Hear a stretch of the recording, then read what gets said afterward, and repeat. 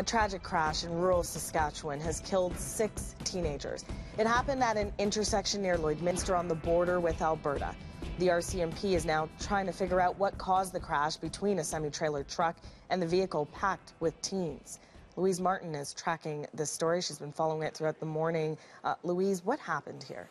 Well, that's what RCMP are trying to figure out. We just got off the phone with RCMP Corporal Saskatchewan RCMP Corporal Rob King. He says they have a vague idea of what happened, but they're not releasing any details, not speculating until that forensic investigation report is released, and that could take up to 3 months. So this is where the crash happened. This is Lloydminster right here. So it borders Alberta. There's Edmonton, Saskatchewan over here. So this is a rural part of Lloydminster, just outside, about 6 kilometers southeast of the community. And the scene tells the story. This was a collision at an intersection. There was a stop sign, a car with 6 individuals in, all of whom have died between the ages of 13 and 17, 3 males, 3 females.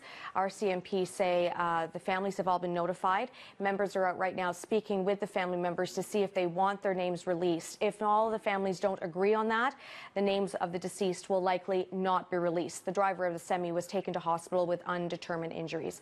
What caused this crash, as I mentioned, the RCMP said they have a vague idea, but they continue to investigate. Was alcohol a factor? That was one of the questions put to one of the forensic investigators. Here's what he said.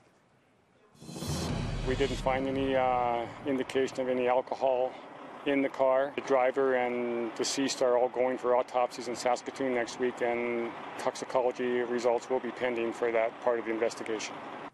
Police are also investigating whether all the victims were wearing seatbelts, Asha.